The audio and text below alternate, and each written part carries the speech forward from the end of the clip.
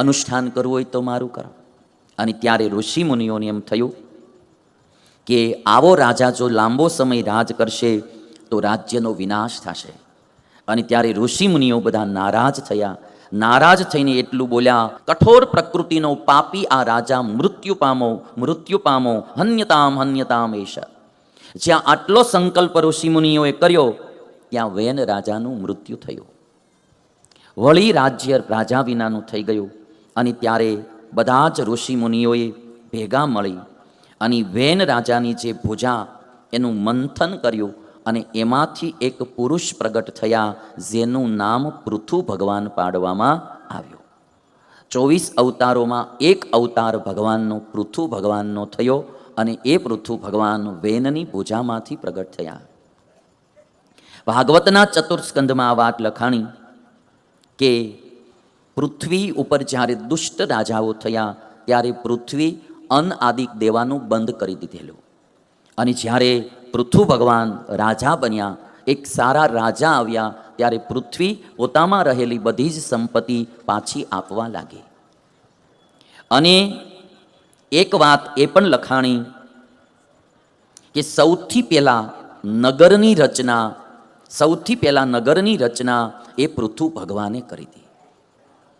આ પૃથ્વી લોકમાં સૌથી પહેલી નગરની રચના એ પૃથુ ભગવાને કરી. પૃથુ ભગવાને 2 કાર્યો કર્યા કે જે પૃથ્વી ઉબડ-ખાબડ હતી, એટલે પાણી ટકતું નહોતું, જળનો સંચય નહોતો થતો, પાણી બધું વહી અને સમુદ્રમાં જતું રહેતું. અને ત્યારે પૃથુ ભગવાને પૃથ્વીને સમતલ બનાવી અને જળ સંચયનું સૌથી પહેલું અભિયાન જો કોઈએ ચલાવ્યું હોય તો એ પૃથુ ભગવાને ચલાવ્યું હતું. કે પૃથ્વી સમતલ હશે તો પાણી નીચે ઉતરશે અને પૃથ્વી જળવાળી બનશે, એટલે પૃથ્વીને સમતલ બનાવી. અને લોકો જંગલમાં રહેતા હતા ત્યારે નગરની રચના કરી. સૌ પ્રથમ નગર રચના પૃથુ ભગવાને કરી છે. આજે તમે જોવા જાઓ તો જે કંઈ આર્કિયોલોજીવાળા, પુરાતત્વવાળા આખા વિશ્વમાં કોઈ પ્રાચીન નગરો હોય તો એ ભારતીય સંસ્કૃતિના નગરો મળ્યા છે. તમે લોથલ જાઓ, પછી આપણા કચ્છ ભુજમાં ધોળાવીરા જાઓ, એટલા મોટા મોટા નગરો ભૂમિમાંથી મળ્યા છે. ક્યારેક તમે અવકાશ મળે તો બહુ દૂર તો ન જાઓ, પણ અહીંયા કચ્છ ભુજમાં ધોળાવીરા છે. અને ધોળાવીરામાં એ જમાનામાં જે રાજાઓને મોટા મોટા નાવાના કુંડ હોય, પાણીનો સંચય, દુષ્કાળમાં પાણી મળી રહે એની માટેની વ્યવસ્થા, રમવાની વ્યવસ્થાના મેદાનો, મકાનો, આખી નગર રચના એમાં બહુ ઊંડી ધરવાઈ ગયેલી, દટાઈ ગયેલી, એ આજે બારી કાઢી છે. તો સૌથી પહેલી પ્રાચીન નગર રચનાઓ તમને ક્યાંય જોવા મળે તો એ ભારત વર્ષમાં જોવા મળે. બાકી આખી દુનિયામાં મૂળ જે પ્રજા હતી એ બધી મૂળ પ્રજા તો જંગલોમાં જ રહેતી અને ઝૂંપડાઓમાં જ રહેતી. અહીંયા સૌથી પહેલી નગર રચના ભારત વર્ષમાં થયેલી છે. પૃથુ ભગવાનના 2 કાર્યો થયા. એક, પૃથુ ભગવાને નગર રચના કરી અને બીજું, જળ સંચયનું સૌથી મોટું અભિયાન એ પૃથુ ભગવાને કર્યું છે. અને આ જે દ્રોજીના વંશનું જે ચરિત્ર આખું જે છે એમાંથી એક વાત મારે તમારે શીખવાની કે વેન રાજાને ત્યાં જે આ પુત્ર થયા અને અંગ રાજાને ત્યાં જે પુત્ર થયા અને એટલા દુષ્ટ થયા, એમાંથી એને વૈરાગ થઈ ગયો. મારે તમને બતાવું હતું કે આ બધું જે છે ને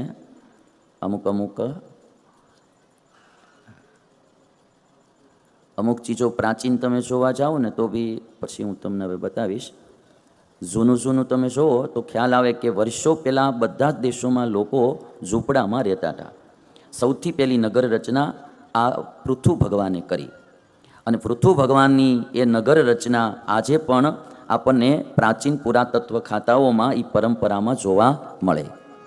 અને એક ચીજ કે દીકરાઓ મોળા થાય, મોળું ન પડવું, ભજનમાં લાગી જવું, એ વેન ભગવાને. આ ધોળાવીરાનું છે નગર, એ બતાવો છો ને ભાઈ, બહુ ડાયો લે, હાલો તે બતાવી દીધું, સારું કર્યું. આ કચ્છ ભુજમાં ધોળાવીરામાં આ નગરો જે બધા ભૂમિમાં દટાઈ ગયેલા એનું ખોદકામ કરી પુરાતત્વવાળાએ આ બધા નગર રચનાઓ બધી બારી કાઢી છે. એ જમાનામાં બેલાથી ચણતરો બધા થયેલા છે. હજી તો એમ કહેવાય 25% જ આ નગર બારું કાઢ્યું છે. હા, બહુ ઝાઝું હજી આખી ભૂમિ બધી આવી રીતના મોટા મોટા પાણીના હોઝ ને કૂવાઓ ને ડ્રેનેજ સિસ્ટમ જુઓ ને તો બાલસમી ગજબની છે ત્યાં ડ્રેનેજ સિસ્ટમ એ જમાના જે આજે હજી રોડે હાલ્યા જાય છે પાણી એ જમાનામાં ગટર વ્યવસ્થા આ લોકોએ કરેલી છે. એટલે ભારત દેશ પહેલાં બહુ વિકસિત હતું. જ્યારે દુનિયા વિકસિત નહોતી ને ત્યારે ભારત વિકસિત હતું ભાઈ. આપણે એમ નહીં કહેતા કે મેરા ભારત મહાન, એમ નહીં કહેતા. આ બધા જમીનમાં દટાઈ ગયેલી ચીજો.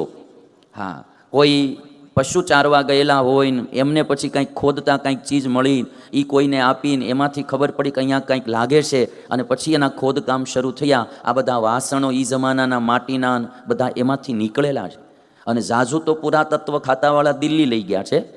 હા, એટલે તમે ક્યારેક જોશો એ જમાનાની આ બધી ચીજો બહુ પ્રાચીન ચીજો ત્યાં ધોળાવીરામાં છે.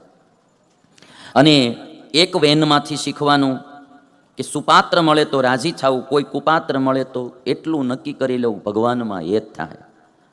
તમારે દીકરા મોળા થાય તો સમજવું કે એ હવે ભગવાનમાં લાગશું, ને અમારે ચેલા મોળા થાય સમજવાનું કે એ હવે ભગવાનમાં એ જ થાય. ડાયા હોય ને ત્યાં સુધી એમ થાય કે આના માટે આ કરી દઈ, આ કરી દઈ, આ કરી દઈ, આ કરી દઈ, એવું થાય. ગાંડા દાસકાકા આમાં કંઈ ખોટું હોય કયો. અમારે અમદાવાદથી દાસકાકા આવ્યા છે. અમદાવાદનું જે આપણું સદ્ધામ થાય છે એમાં ખૂબ મોટી સેવા અમારે દાસકાકા કરી રહ્યા છે. એકદમ નિસ્વાર્થ ભાવે બહુ સારી સેવા કરે. એટલે ડાયા દીકરા હોય તો મમત્વ ન છૂટે, અને ગાંડા થાય તો સમજવાનું જલ્દી છૂટા થવામાંથી. અને એક ચીજ એ બી સમજી રાખવી કે આ દુનિયામાં આપણે કર્મ સંબંધે બધા ભેગા થાય, પત્ની પતિ, દીકરા, મા બાપ, ભાઈ, કોઈ પણ આત્માનું સગું કોઈ હોતું નથી. આત્માનું સગું કોઈ નથી, બધા દેહના સગા સંબંધી કહેવાય. જ્યાં સુધી આ શરીર હોય ત્યાં સુધી બધા સગાવાલા હોય. જેવું શરીર પડી જાય એટલે આત્મા શરીર છોડીને બીજે વયો જાય અને બીજું શરીર ધારણ કરે. એટલે અહીંયા નવા મા બાપ ને નવા ભાઈઓ, નવા બહેનો, નવા કાકા, ત્યાં જઈને વળી પાછા લગ્ન નવા કરે એટલે કાકાજી, મામાજી, ફુવાજી એ બી નવા બધા થાય. વળી શરીર છૂટી જાય એટલે ક્યાંક ત્રીજે જન્મ ધારણ કરે તો વળી નવો બધું પાછું ઉત્પન્ન થાય. એટલે કોઈનું કોઈ હગું છે નહીં, બધા કર્મ સંબંધે ભેગા થાય અને છૂટા પડે.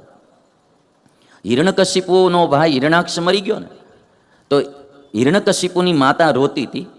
ત્યારે હિરણ્યકશિપુ એની માને એટલું કીધું કે માં, તારો દીકરો મરી ગયો તે તું આટલું બધું રુદન કરશો? માં, આમાં શોક કરવાનો હોય નહીં. કારણ કે આ દુનિયા છે ને એ તો એક પાણીનું પરબ છે. લોકો પાણીના પરબે પાણી પીવા આવે, જેને પાણી પીવાઈ જાય એ ચાલતા થાય, નવા નવા આવતા જાય, પીવાઈ જાય એ ચાલતા થાય. એમ આ દુનિયામાં કર્મના ફળ ભોગવવા જીવાત્મા આવે, જેના કર્મ ફળ ભોગવાઈ જાય એ હાલતા થાય, નવા નવા આવતા જાય. આમાં કોઈનું હગું કોઈ નથી. આ બધા વિચારો ક્યારે કરવાના? હરખું ન હાલતું હોય ત્યારે. જો બધું હરખું હાલતું હોય તો કઈ આ વિચાર કરવાની જરૂર નથી. ખોટું મગજમાં નાખવું શું કરવા? પત્ની સાનુકૂળ હોય, પતિ સાનુકૂળ હોય, છોકરા સાનુકૂળ હોય, એ સરસ મજાનું ખાઈ પીને આનંદ કરવો, મનાલી ફરી આવું, કાશ્મીર ફરી આવું અને વળી છે યાત્રાઓ કરી આવીને આનંદથી રહેવું.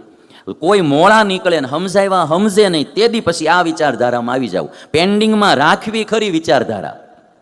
ઓચિંતાનું કાંઈ થયું હોય તો તરત એ વિચારધારા કામમાં આવે. તે દી પછી ડેવલપ કરવા જાય થાય નહીં.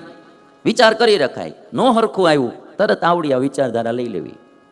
આપણા સ્વયં પ્રકાશાનંદ સ્વામીનું કીર્તન છે, લગભગ ગઢપુર ધામના જ હતા ને સ્વયં પ્રકાશાનંદ સ્વામી, કે વડતાલના હતા. કોઈનું નથી રે, કોઈનું નથી રે. એમણે આ કીર્તન બનાવ્યું છે.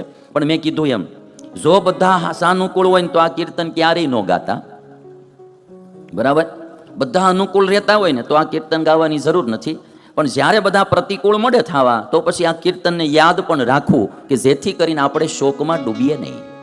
સ્વામીએ બહુ સરસ વાત લખી.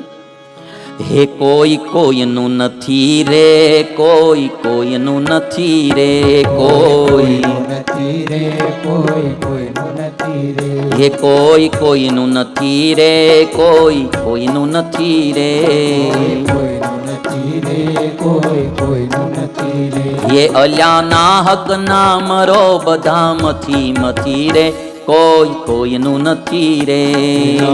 હક ના મરો બધા મથી રે, કોઈનું નથી રે. હા મનથી માનેલ કહે બધાય મારા. માને ન કહે બધાય મારા. હે માની લે જીવડા તારા કે મારા. લે જીવડા તારા કે મારા. અલ્યા સ્વાર્થ વિના પ્રીતિ કોઈ કરતું નથી રે, કોઈ કોઈનું નથી રે.